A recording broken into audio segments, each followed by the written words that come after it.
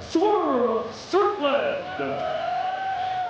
Shane Strickland making his way to the ring here as we are set to go with this one-on-one matchup. We talked about it earlier. Ben Stryker for, I guess, be named the franchise. I guess that'd be the unofficial name of this match. Yeah, but I think that one guy that would take exception to the term ace or franchise would be the man joining us right now, the Major League Wrestling World Heavyweight Champion, Low Key. Sir, with all due respect, the term ace, the term franchise, you're sitting up here, that can't bode well with you. Well, that's simply foolish for a competitor here in Major League Wrestling to claim the position of the ace. The ace is the top position. The top position, the MLW Championship, belongs to Low Key.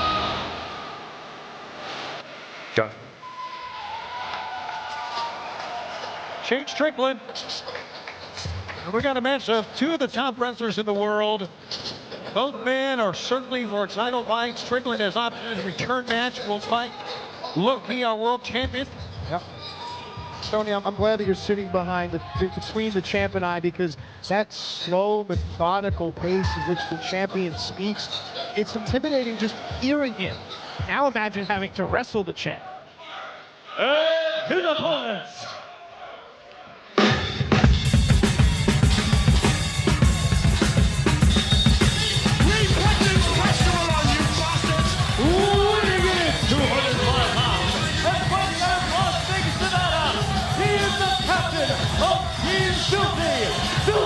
Tom Lawlor!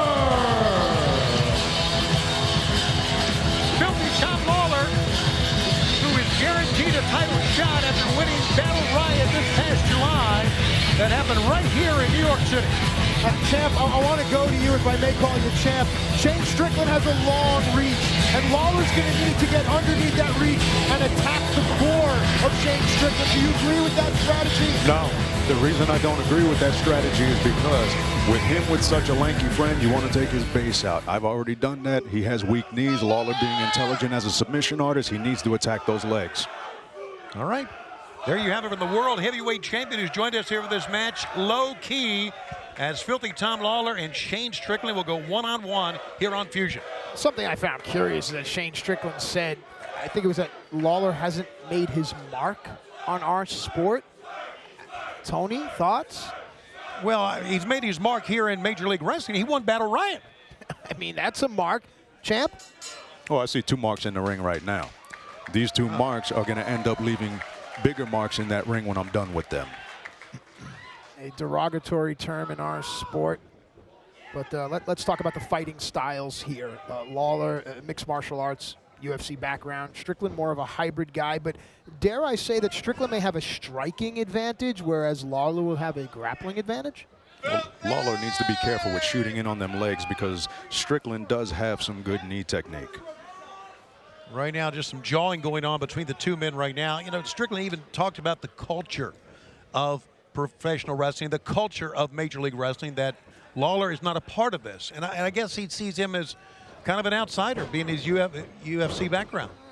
I mean, maybe I push back a little bit on that, and I'm sure some of our fans watching at home would as well. I think that Lawler has almost carved his own niche here in Major League Wrestling, carved out his own style.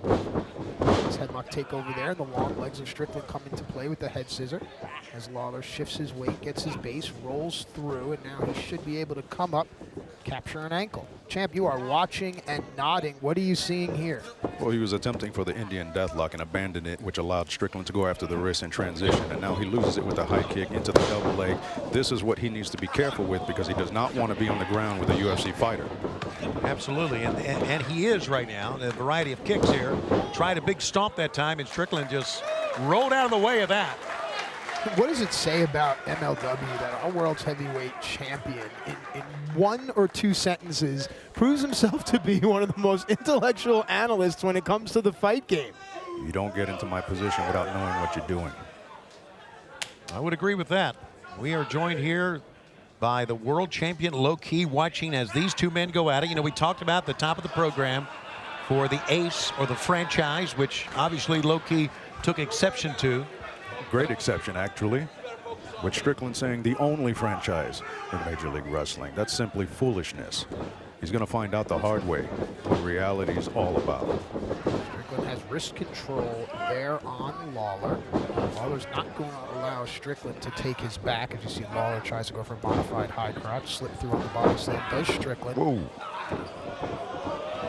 Up on top. Needs to protect his head. Going in for the choke. Yeah, tried the rear naked choke, and then Strickland just tossed him on the outside.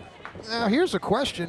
What happens if Strickland loses this match, but goes on to win the world title in Chicago? Oh, that won't happen.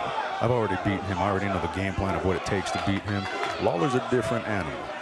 But Strickland, he's already marked territory. And again, as you fans probably know, it was the man to our right, low key, that defeated Shane Strickland for the World Heavyweight Championship. So they have been at it before, and they will go at it again in the rematch coming up when we're in Chicago. And now back to the corner again. Both men go. Referee calling for a break here. Yeah, referee Chris D'Antonio has the unenviable task of officiating this one. Lawler kind of looked confused on the outside there a little bit. Oh, pulling down on the arm. And that might be to your point about venturing into professional wrestling from mixed martial arts. There could be some positions of confusion. This isn't an octagon.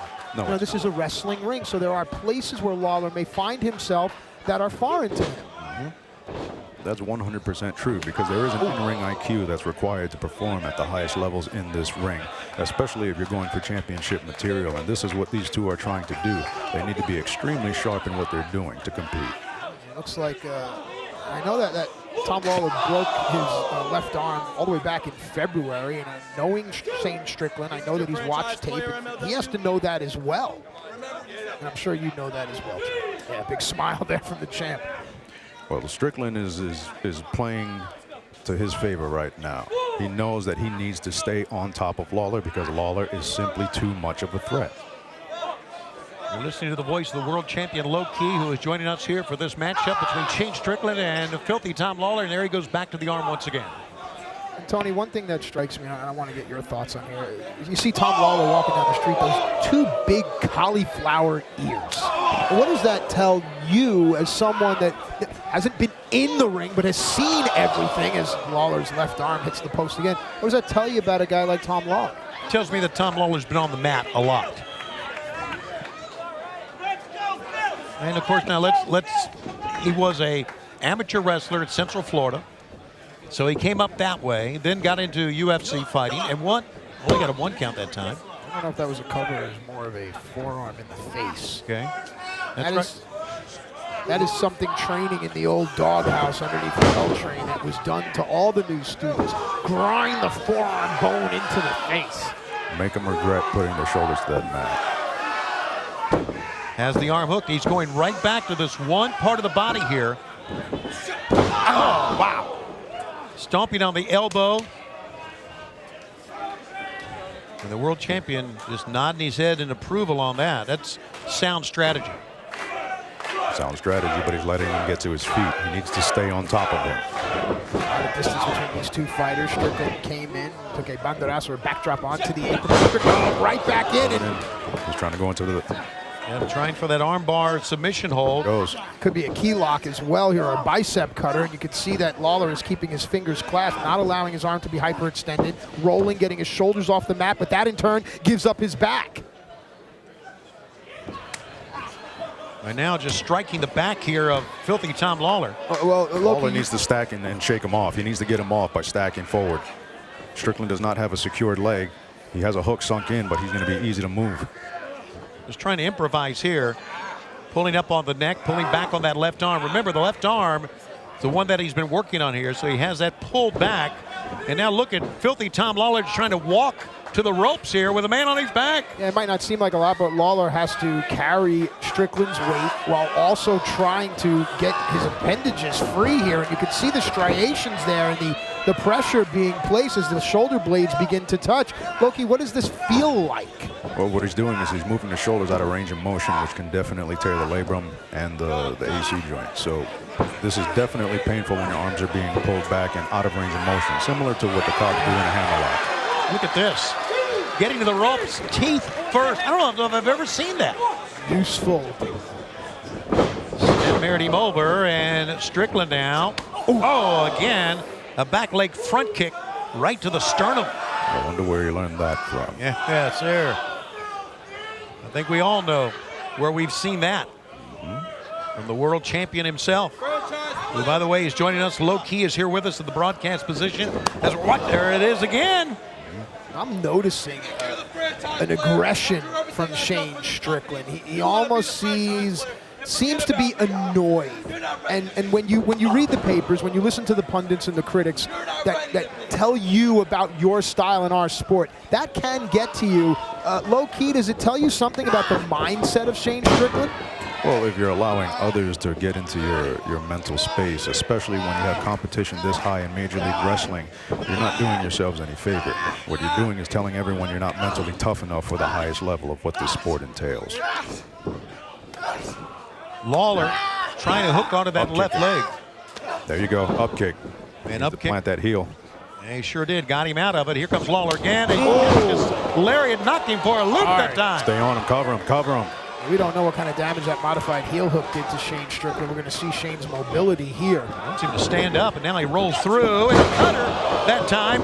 Great move that time by Strickland. Hooks a near leg, now both leg roll. And that was the closest near fall of the match. Back to my point. Look at Strickland.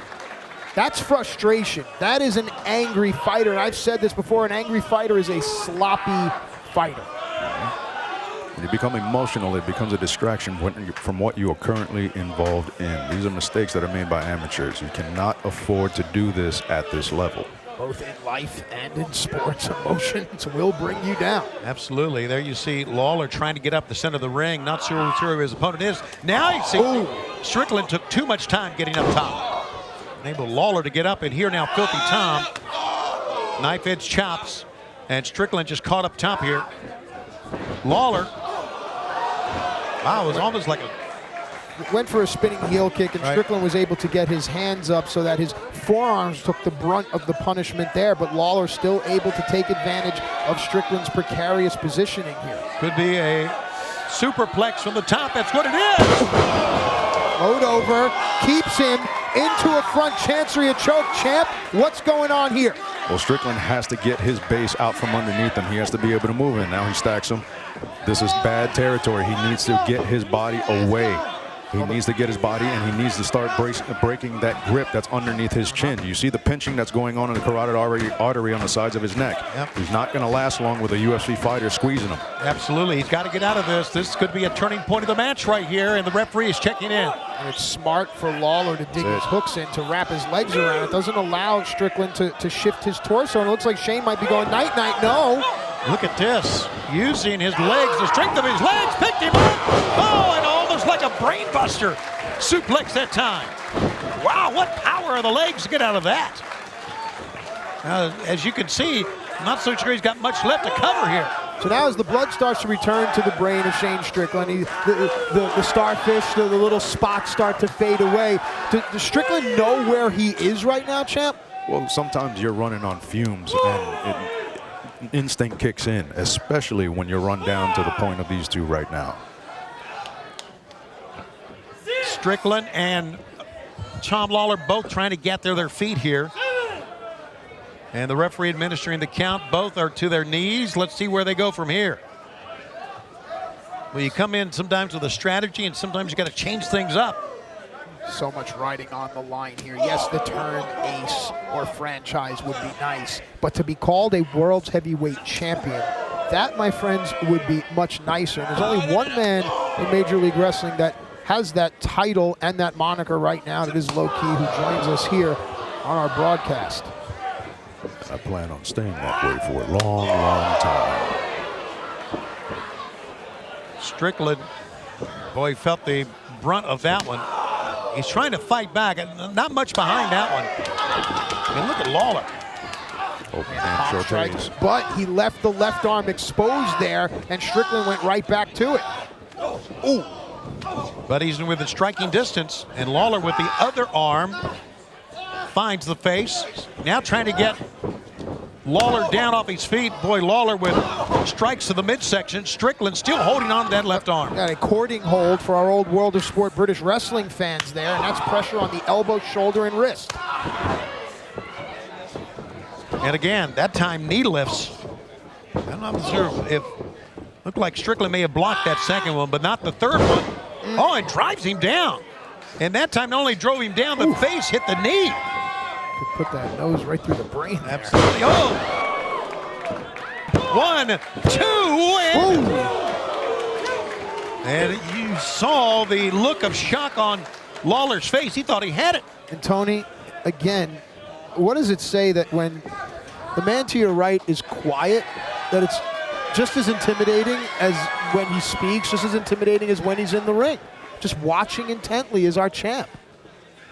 Well, he's looking at the man that won Battle Riot, the man who has a title shot coming up when we go to Chicago with Major League Wrestling. Lawler did not want to give his back to Strickland. Strickland took advantage of it, and now these two will trade strikes. Kick behind the ear fells Tom Lawlor. Strickland, well, he's doing a lot of talking, and Lawler, one arm, picks him up. How about that? Well, now we begin to wonder if Lawler does not have use or 100% use of his left arm, what does that do to Tom's offense? Excuse me. Well, the world champion has bolted from our broadcast position right after that Death Valley driver right there, and he's got him up again. There's the rear naked choke. There it is. But you can see Strickland is blocking the left arm, and that way Lawler can't get it. That's Selena De La Renta. Selena De La Renta has arrived. Well, let's not lose sight of what's going on here is that Lawler is trying to get the rear naked choke in, and Strickland is preventing it. And here comes, there's the world champion. Low key from a broadcast position. Rolling capo kick from behind. And for all of absolute outrage and for all of the things that the praises we sing of Low-Ki and how great of a fighter he is and his fighting style, why does he need to hit the ring and attack Tom Lawlor from behind? He doesn't need to do that. Is Low-Ki scared? Would that be exactly what a franchise would do? And he called himself the franchise. That's easy for us to, and easy for me, he's not beside me right now, to be able to say this, but the fact is he went to the arm that had already been injured, and took the arm out, and look at Selena. But if Selena, if Low-Ki chose to interject themselves in this match, it tells me that they may feel that the World Heavyweight Championship could be in jeopardy here from both of these challengers or potential challengers. Well, I think that's a foregone conclusion here. I think we both knew that. Low-Ki is still out. You see him on the far side of the ring, and now the big double stomp.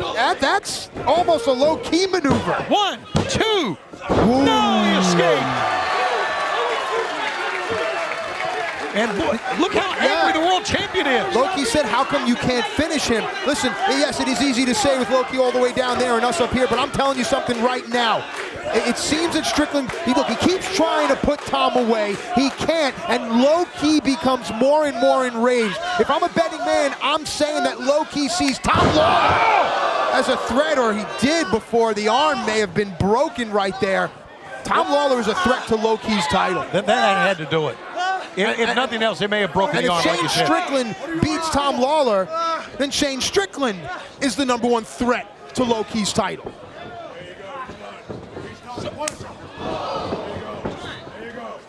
Now, if I'm Tom Lawlor, I'm in Lawler's camp, you have to start to think about the longevity of your career here. If your arm is broken again or your bicep is torn, how long does that put you out for? Here's the pickup. Going for the rear naked again, but he's got one arm. Only one arm, but he's got it on. He's got the leg. Look at what he did. He trapped Strickland's other arm. Now Strickland is using his right arm to prevent. Look at that. Almost as if Lawler was wearing a gi here or a shirt, he would be biting on his sleeve. Instead, he's biting on the tape to get the tape out. That is brilliant. Strickland tapped out. Here is your winner, Tom Lawlor. We've got a franchise, the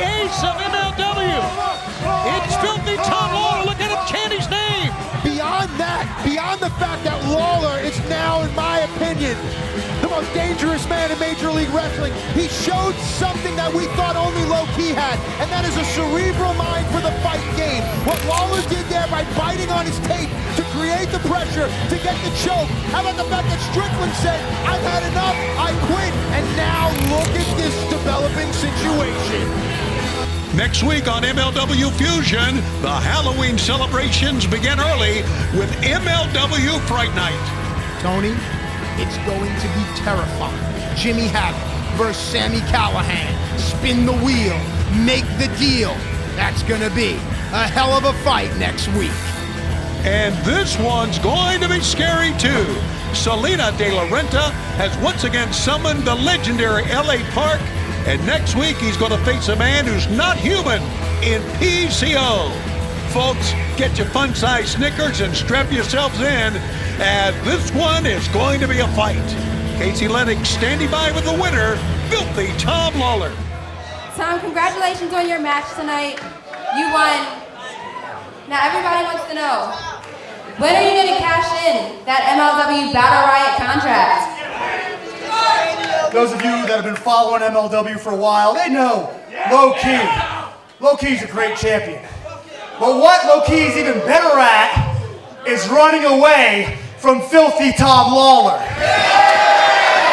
Low-Key has been on the run. He's going in the forest. He's going in the woods. Where's Low-Key going? He's getting away from Filthy Tom. Well, let me tell you right now, Casey, the answer that everybody wants to know. Just like Low-Key's running away like little game, there's a weekend that has a big game coming up, and Filthy Tom Lawlor is prepared to go big game hunting. And that's gonna happen at MLW Super Fight, February 2nd.